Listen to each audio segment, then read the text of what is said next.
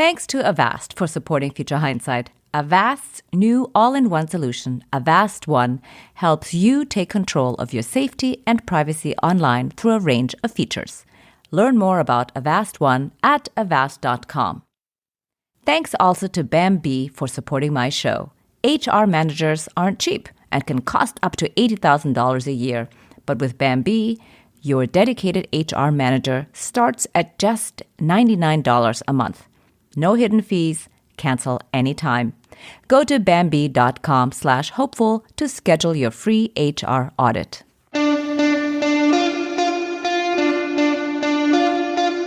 Welcome to Future Hindsight, a podcast that takes big ideas about civic life and democracy and turns them into action items for you and me. I'm Mila Atmos.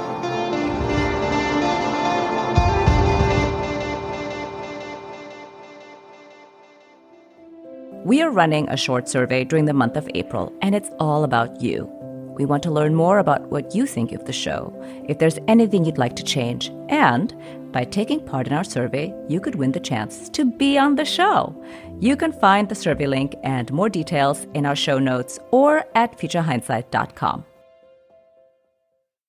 We've repeatedly discussed race and racism in America on the podcast, and today won't be the last time we talk about it either. What's different today is the frame. We've talked a lot about systemic racism on the show, but today's guest will help us focus on what he calls strategic racism. What if racism is a class weapon that is rooted in making profit for elites? And if that's the case, what are the possible solutions to end racism and to win elections? Ian Haney López is the Chief Justice Earl Warren Professor of Public Law at the University of California, Berkeley. He specializes in race and racism. His focus for the last decade has been on the use of racism in electoral politics and how to respond.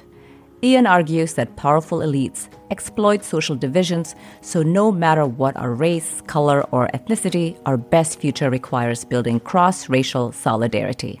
Ian, welcome to Future Hindsight. Thank you for joining us. Thank you. I'm delighted to be in conversation with you. To kick us off, you call your approach race-class fusion politics. And so I'm wondering if we can help our audience with a quick introduction to what you mean by race-class fusion politics. Well, I think the place to start is with this idea that the way most of us think about racism is half right, but then it's missing another important half. So the part that's half right is that racism works as a social hierarchy of white over non-white, especially white over black. Yeah, I say social, but what I mean is societal.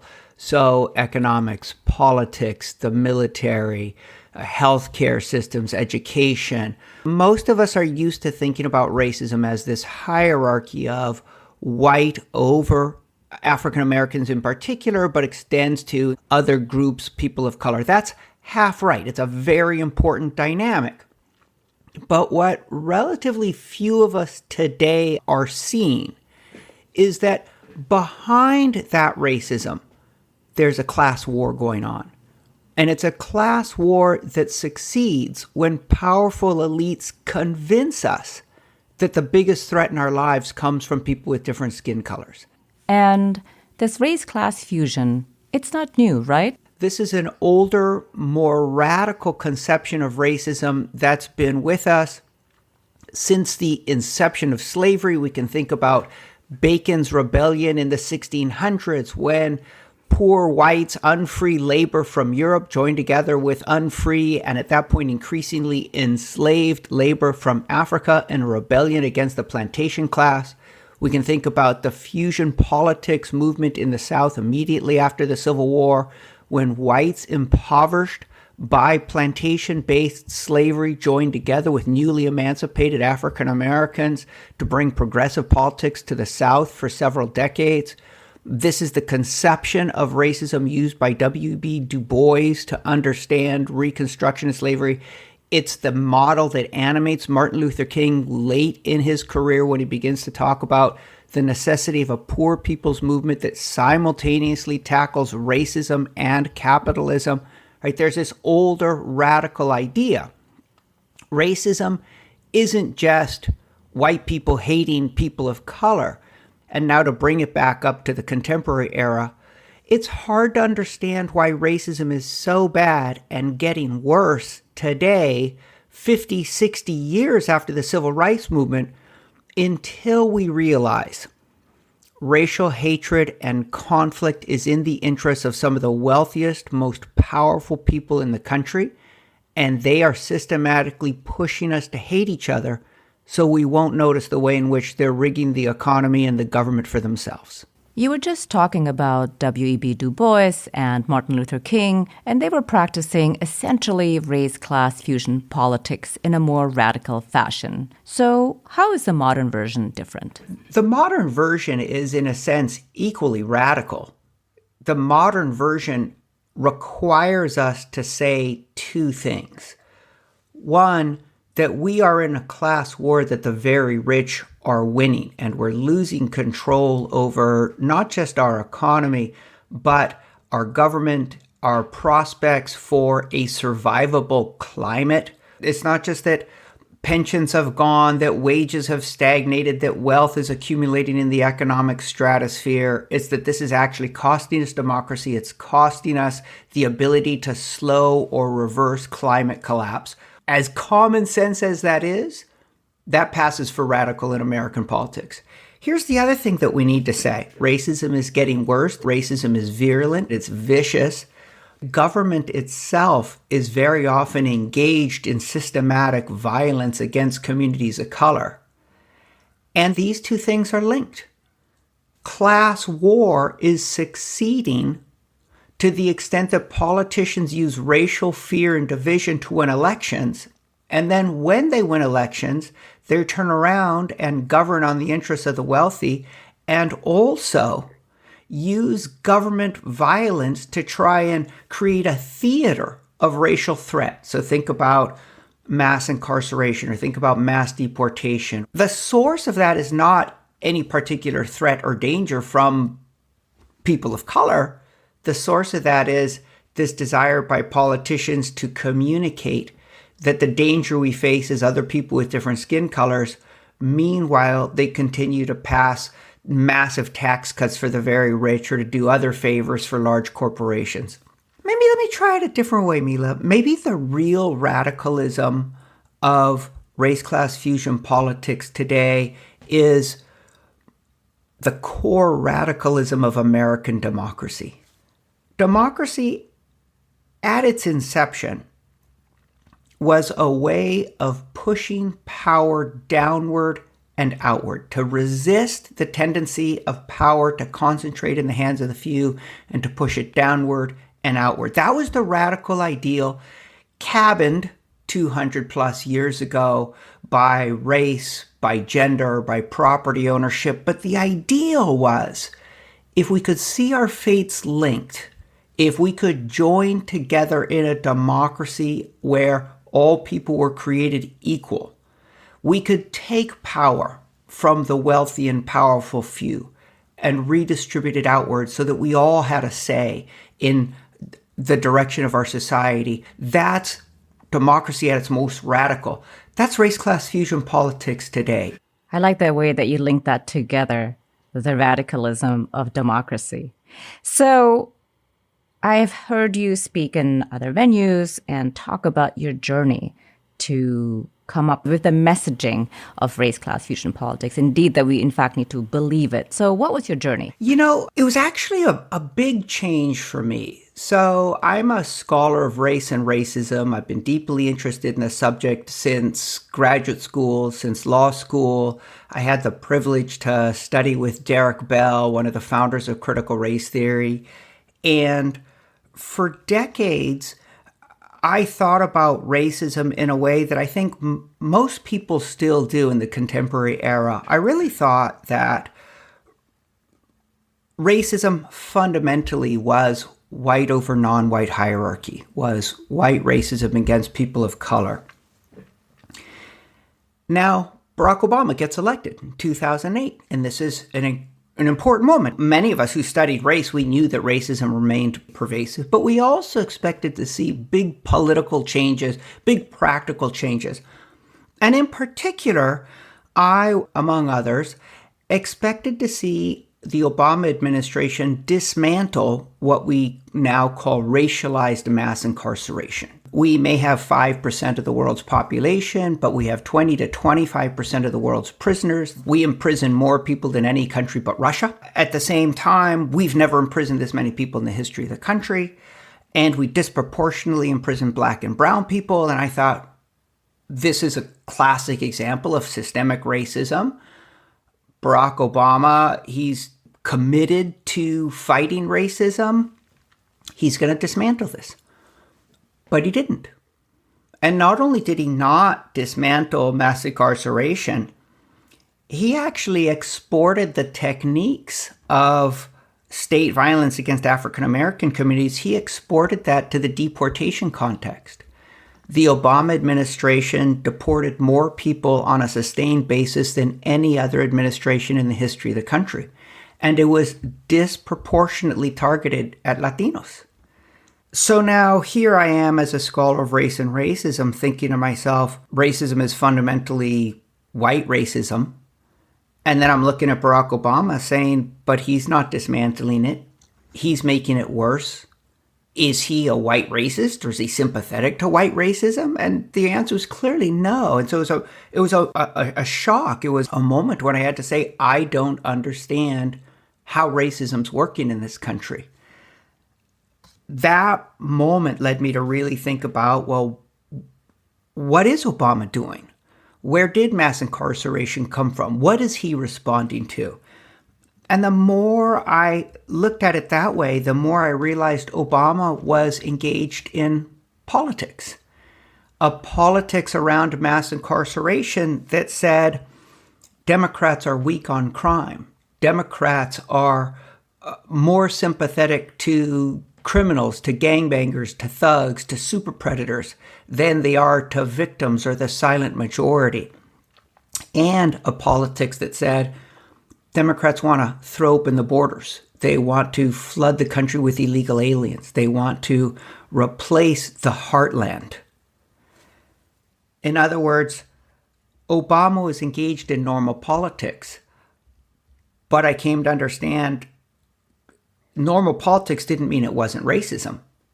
It meant rather that racism had become normalized as political rhetoric. And so where does that shift come from to racialized rhetoric as normal politics? Where did it start? This got its start and then continued to derive much of its fuel from reactionary wealthy elites. This move to using racism as the main language of American politics and as the main basis for sorting between Republicans and Democrats. It started with this fringe Republican candidate, Barry Goldwater, who had this 19th century vision of making sure that we would live in a Lord of the Flies society, that government would be rolled back, that it wouldn't do anything for working people, that he would undo the New Deal. And Goldwater knew that that sort of regressive economic policy was deeply unpopular. So instead, he campaigned on racial themes. And he lost, but his triumph in the South, where he won many of the deep Southern states, became a template for what Republicans would do through Richard Nixon and especially through Ronald Reagan and so on all the way to Donald Trump. Republicans have understood that they can hide the fact that they remain, as they used to proudly proclaim, the party of big business. They can hide that fact and instead wrap themselves in the mantle of populism if it's a mantle of white nationalism expressed in coded terms. And so this was really the profound shift in my own thinking to see that I, as a scholar of racism, as a professor who teaches race and racism at the University of California, Berkeley, I'd just gotten it wrong. Or in terms that I used earlier, I was only half right. Yes, racism is a hierarchy of white over non-white, but that's not the sum total of it. And indeed, much of the energy for it and much of its persistence, much of its virulence can be explained by looking behind the surface of white over non-white to see who funds it, who promotes it, who continually reinvents it, and who profits from it. Right. I like the way that your journey has basically shown us how big business is masked in this language. So now let's dig into the doing. Often when we talk about race, right, we hear that we need to have difficult conversations. And reading your work, though, especially Merge Left, I don't understand it as an appeal to have more conversations, but actually about taking concrete, tangible action. So can you talk about some of the practical ways to build race-class fusion politics? Sure. So once I'd taken this intellectual journey myself and came to understand that racism had become the normal language of American politics, I wrote a book called Dog Whistle Politics that essentially explained that history with a real focus on the period 1964 to 2012. Once that book came out, that attracted a lot of attention from foundations and especially from the labor movement, the AFL-CIO initially. And they said, we really see the way in which racism is being used even to convince many of our union members to vote for politicians whose ultimate goal is to break union power and to transfer wealth upward. But we're not sure you can actually translate this into practical terms. And so that was the real impetus for me reaching out to communication specialists and then to pollsters and then running focus groups.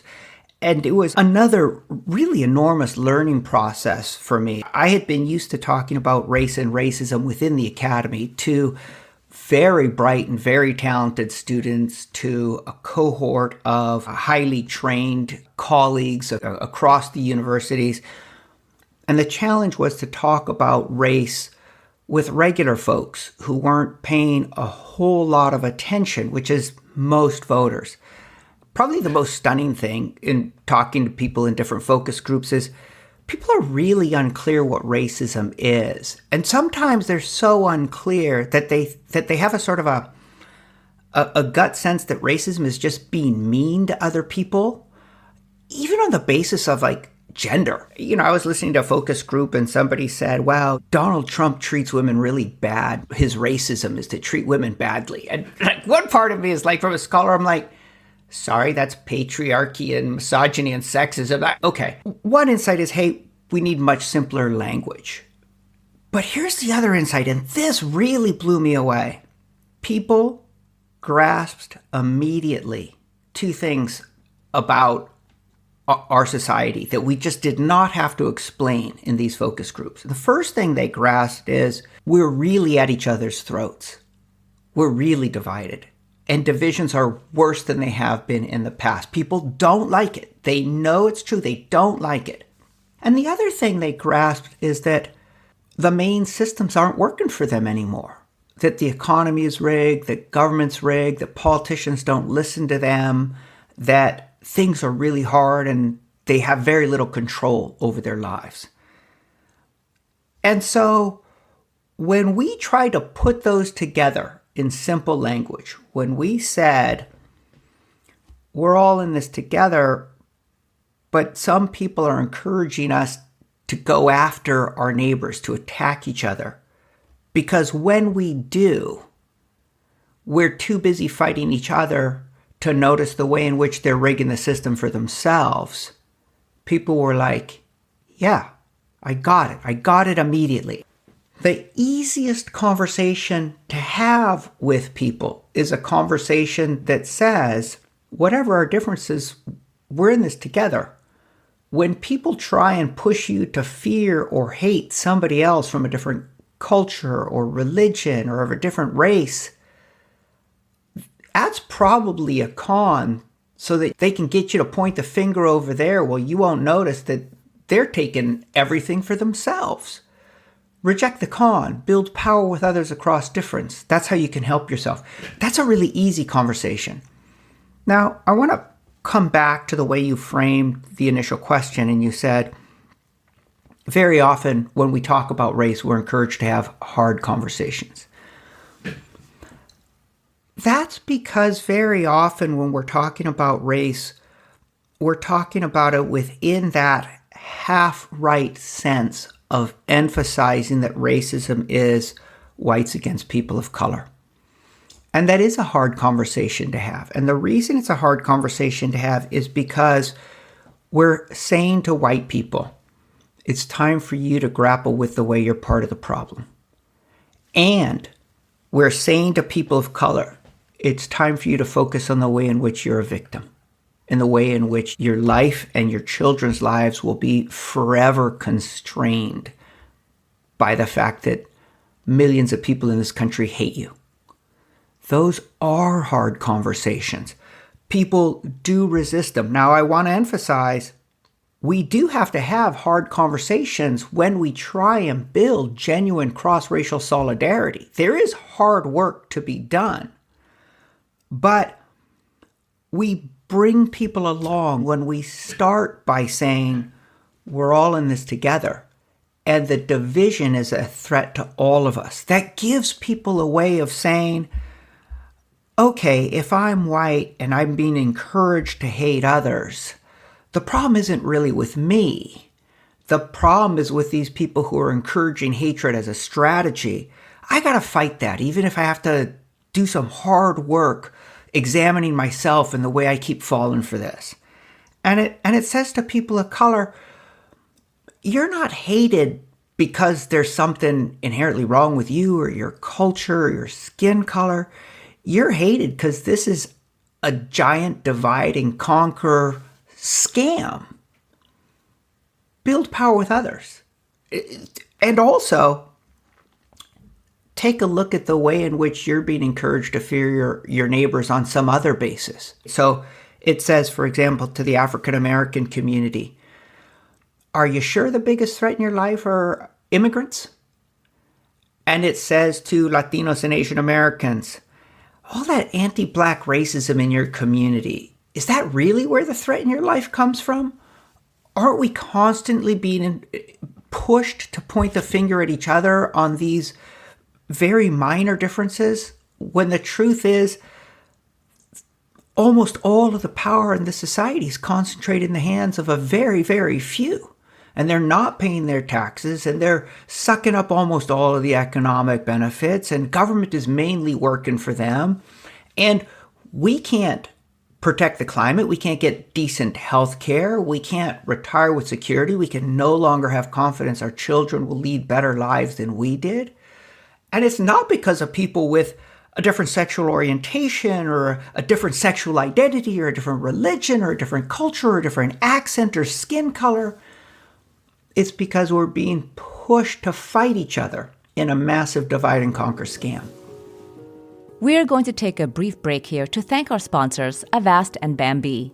And when we come back, Haney López will show us how race-class fusion politics is the antidote to dog whistle politics.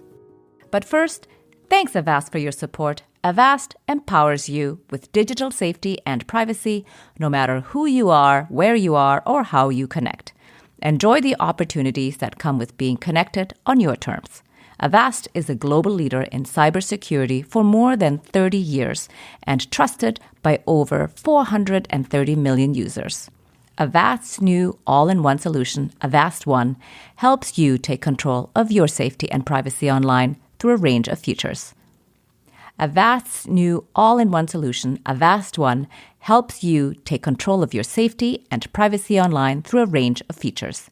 Learn more about Avast One at avast.com. Avast has many features. Antivirus, for example, stops viruses and malware from harming your devices. And Avast Smart Scan is an optimization scan that finds and removes viruses and fixes the most common issues. Avast Firewall Protection prevents attacks trying to access your computer or steal your data. And Avast PC Speedup manages the background data apps use and speeds up your PC. Free and premium versions are available. My favorite feature is Avast Data Breach Monitoring. It finds out if your online accounts have been compromised or your passwords need to be changed. Avast prevents over 1.5 billion attacks every month, and with Avast One, you can confidently take control of your online world without worrying about viruses, phishing attacks, ransomware, hacking attempts, and other cybercrimes. Learn more about Avast One at avast.com. Thanks also to Bambee, an outsourced HR manager for small to mid-sized businesses. Have you ever been confused on how to handle a situation with an employee? Well, I have, and it was a huge headache. It's no surprise that one complaint against your company can turn your world upside down. The good news is Bambee is here to help small business owners implement good HR practices. Bambee is an HR platform built for businesses like yours, so you can automate the most important HR practices and get your own dedicated HR manager.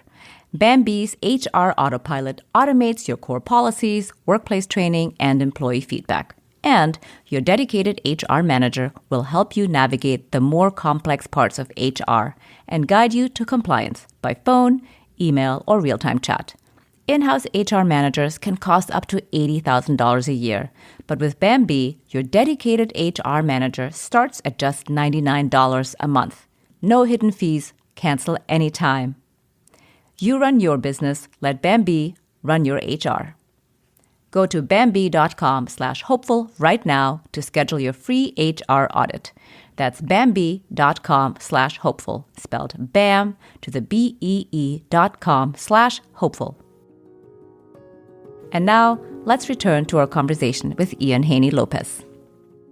As we tape this, the primaries in Ohio are heating up, and I wanted to play you clips from a couple of campaign ads and get your thoughts on them. We're going to hear excerpts from ads from J.D. Vance and Josh Mandel, who are among the candidates competing in the GOP primary to run for Rob Portman's seat. Let's listen, and I'd love to hear your reaction. Are you a racist? Do you hate Mexicans? The media calls us racist for wanting to build Trump's wall. They censor us, but it doesn't change the truth. Joe Biden's open border is killing Ohioans, with more illegal drugs and more Democrat voters pouring into this country. This issue is personal. I nearly lost my mother to the poison coming across our border. No child should grow up an orphan. I'm J.D. Vance, and I approve this message because whatever they call us, we will put America first. Critical race theory is crap. Martin Luther King marched right here, so skin color wouldn't matter. I didn't do 2 tours in Anbar province, fighting alongside Marines of every color, to come home and be called a racist. There's nothing racist about stopping critical race theory and loving America. Josh Mandel, pro-God, pro-gun, pro-Trump. I'm Josh Mandel, and I approve this message. You want a fighter? Send in the Marine. So what do you think? This is classic dog whistle politics in the sense that it's using rhetoric designed to trigger deeply rooted racist resentments and anxieties while allowing people to believe that they are not, in fact, expressing or being stampeded by racist fears or anxieties. There's something that's new here, and that is the attacks on critical race theory from Mandel. New also in the sense of J.D. Vance saying, "Are you a racist?" One of the primary messages from the right today is that after the mass mobilizations to protest police killings and police violence against African Americans in the wake of the murder of George Floyd, there's an effort to say people who are fighting for racial justice don't actually want justice. They want revenge. Be afraid, white people. Be very, very afraid.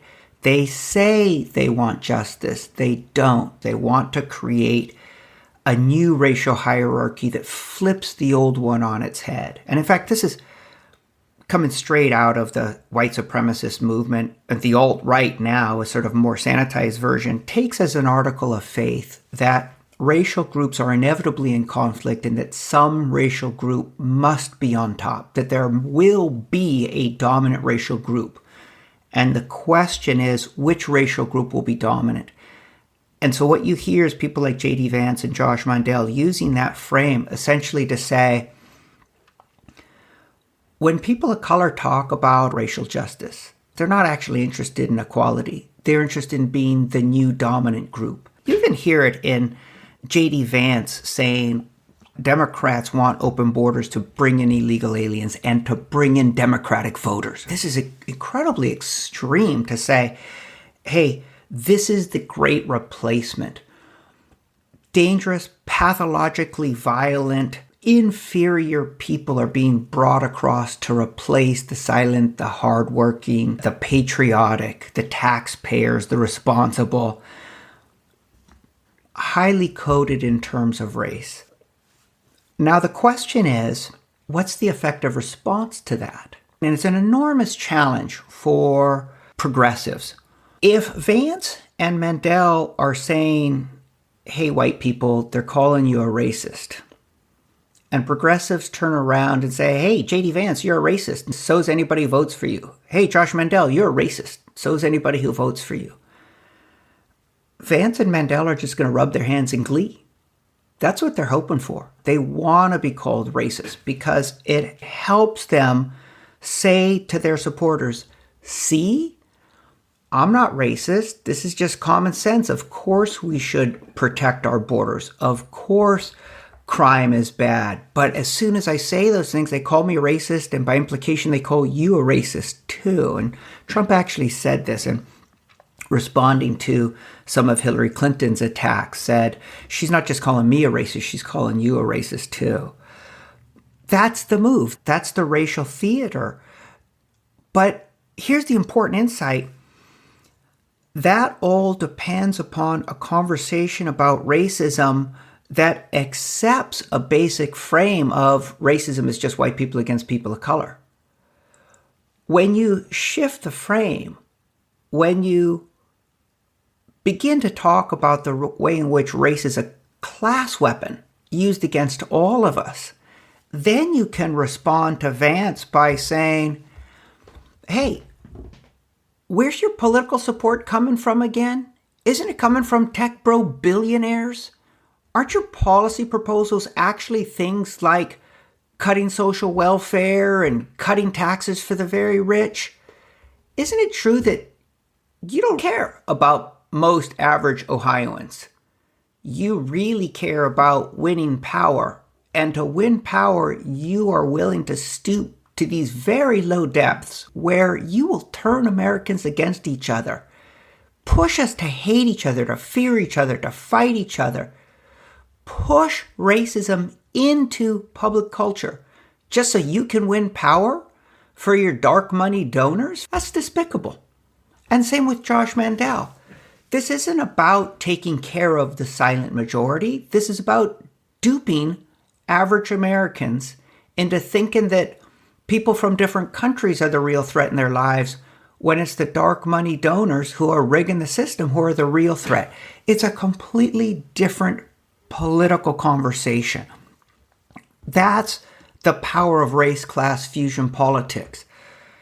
It allows us to respond to Vance and to Mandel, not by calling them bigots, but by saying, you're strategic racists. You're running racism as a con, and you're conning everybody. You're conning people whether they're black Ohioans or brown Ohioans or white Ohioans. You are the sort of person who would promote racial strife for your own profit. How low is that? Where are the places or moments or the politicians who communicate in this way, where you see who really, call out the dog whistling as a con, where you see race-class fusion politics already at work and succeeding?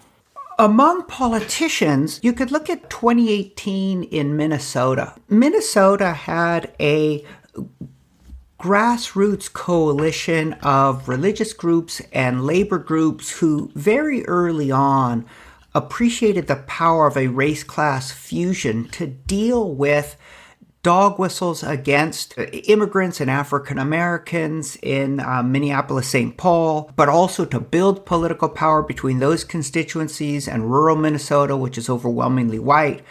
They started using race-class fusion in a really a brilliant campaign that talked about Minnesotans being greater than fear. And the brilliance there was, one, a very pithy statement, right? When politicians warn about dangerous immigrants or terrorists, that they're pandering to fear and we're greater than that. So greater than fear really captured this idea like, we're not going to be fearful of each other. We're on to the con by these politicians. That was one. The other thing that was so clever about this was Greater Minnesota was the phrase people use in Minnesota to distinguish rural Minnesota from the cities. And so it was really a way of saying this race-class fusion, this is designed to create a multiracial majority that includes white people. So often when Democrats or progressives talk about a multiracial movement, it's as if they mean a multiracial movement of communities of color. And it's very important to remind white people, you're part of a multiracial society, you can be part of a multiracial majority. And indeed, we will only have an empowered multiracial majority when whites see themselves as equal and welcome members of that multiracial movement. So that's one place. I think the other places you can see it, increasingly labor unions like SCIU have moved to this intentional effort to create multiracial worker solidarity by emphasizing to workers that racism is a weapon of division used by bosses. So one thing that labor has historically done is it says racism is a weapon of the bosses. Therefore, let's focus only on our shared class interests. Race class is doing something different. It's saying racism is a weapon of the bosses. Therefore, let's focus on racism and building cross-racial solidarity so that we can achieve our economic and racial justice interests. One question I have is that, we have been building up to this moment for over 50 years. And now we're at a precipice of democracy, right? We are in danger of losing democracy itself. And it feels as though, the clock is really ticking down pretty fast. And what you're saying is something that we can use right now, but I feel like it's going to take time nonetheless. Can we speed this up, especially in light of the 2022 midterm elections? I think you're right that there's an immediate crisis looming. The 2022 elections and the 2024 elections, I think we are on a precipice and we risk losing democracy and collapsing into an authoritarianism from which we might not recover for decades. In some ways, politicians, political consultants, that whole consulting class, they're extremely cautious. They want to get to 50% plus one. They want to do whatever is safest that'll get them there. That means that they're going to do the same thing they've been doing for the last 50 years. But that's insanity.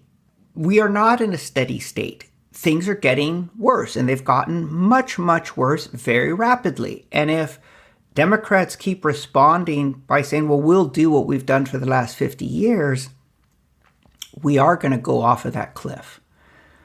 What's going to get them to change? It's going to be their constituents.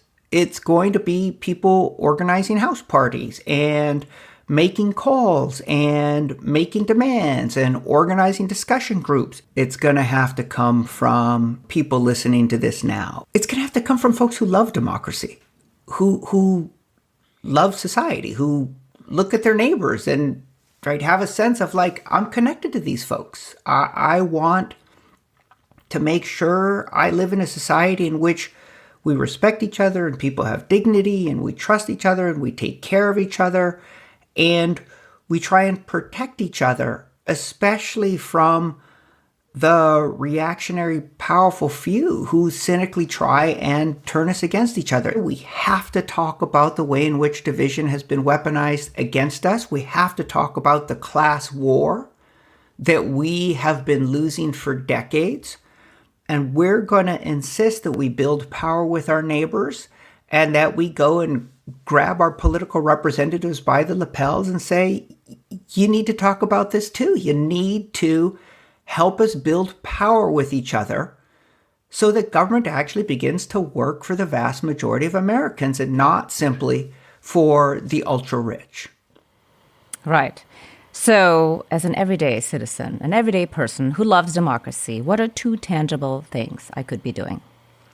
Well, I hope this isn't too much like naked self-promotion, but the ideas I'm talking about here are both pretty easy to grasp, but also pretty difficult to internalize. They're easy to grasp in the sense that it really does resonate when you say to folks, we're being intentionally divided, let's build power with others.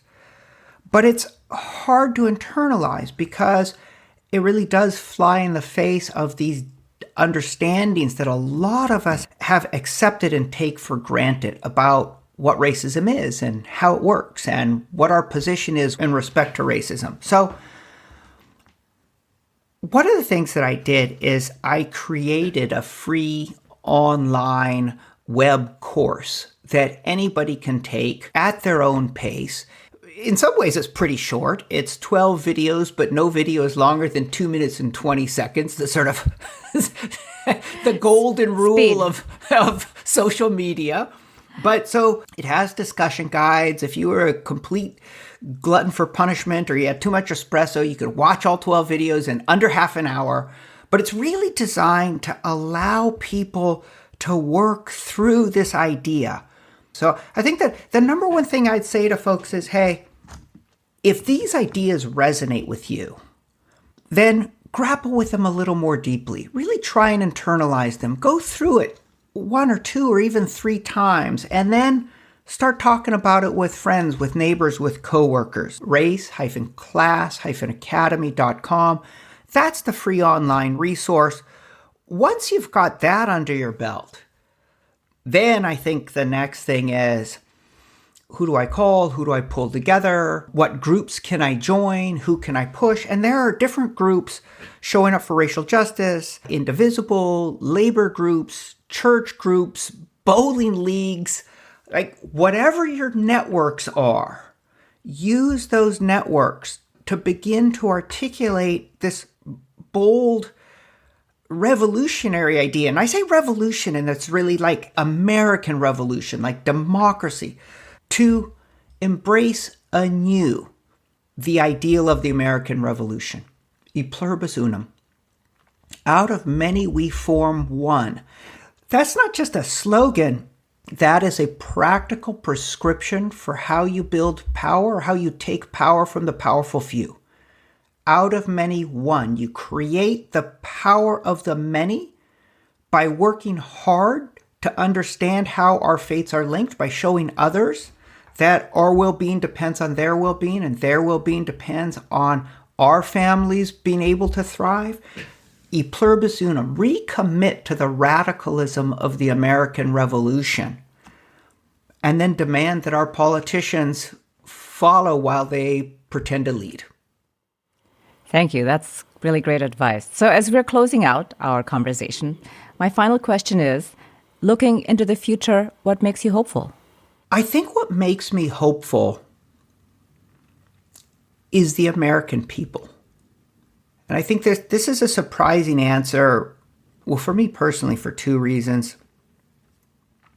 One, as I said, I've been a scholar of race and racism for decades. And I used to be deeply pessimistic about the American people because I was within a model that said white people are the problem, that there's pervasive, widespread racism among white people. Frankly, I used to think that racism was a permanent feature of American society. So I was deeply, profoundly pessimistic about the majority of people in this country. And the other reason it's a surprise is because I think we've developed a political rhetoric, a common sense rhetoric among progressives in which we point the finger at people voting for Republicans or repeating some of the nonsense they hear from Donald Trump or from QAnon or from Fox News. And we point the finger at them. And so for somebody to say, what makes me hopeful is the American people seems to fly in the face of both of those common ways of thinking. But when I started conducting focus groups and actually started talking to Americans, white and black, brown, Asian American, I realized that yes, there's a lot of racism out there, and also that most people are genuinely convinced that racism is evil, that it's wrong. And very often, the same people hold both of those beliefs. Yes, people can be stampeded by racial fear. That doesn't mean they're lost forever. It doesn't mean they're terrible people at root and irretrievably. Those very same people can also see that racial fears are a lie and that their best lives depend on honoring the highest values they already hold of rejecting racism and recognizing our shared humanity. When I think about the millions of people bamboozled by Fox News and Donald Trump and whatnot, I don't blame them. I blame the propaganda networks that have arisen over the last few decades. I blame the sorts of political leaders who are willing to provoke hatred and rage so that they can gain a modicum of power. The Josh Mandel's, the J.D. Vance, the Donald Trump, the Ted Cruz, they all know better. They all know better. And yet they're willing to fool people, to bamboozle people, to stampede people, to demagogue people. Ultimately, I'm hopeful in the American people because by talking with them, by holding these focus groups, by testing these messages, it's clear the majority of Americans, a super majority of Americans, really want a new story of America that says we're in this together. Some people are intentionally trying to divide us. Let's reject the lies and build power with others across difference. That's the single most popular message with Americans today. That's what gives me hope. Thank you very much for being on Future Hindsight. I really enjoyed my conversation with you. Thank you so much. Ian Haney López is the Chief Justice Earl Warren Professor of Public Law at the University of California, Berkeley.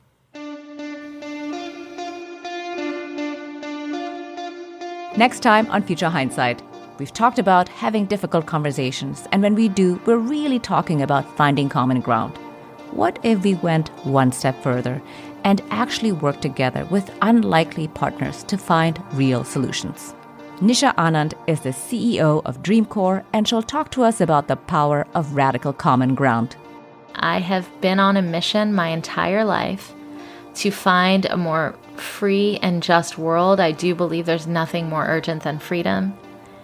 And for that, I will work with anybody who shares those goals. And I think that's okay. A lot of people think, oh, you just like compromise. That's what common ground is. It's not. I want to win. You won't want to miss it on the next episode of Future Hindsight. And one more thing, remember, you can find our survey link in the show notes and our newsletter. Thank you for your time and look forward to your thoughts. This episode was produced by Zach Travis and Sarah Birmingham. Until next time, stay engaged.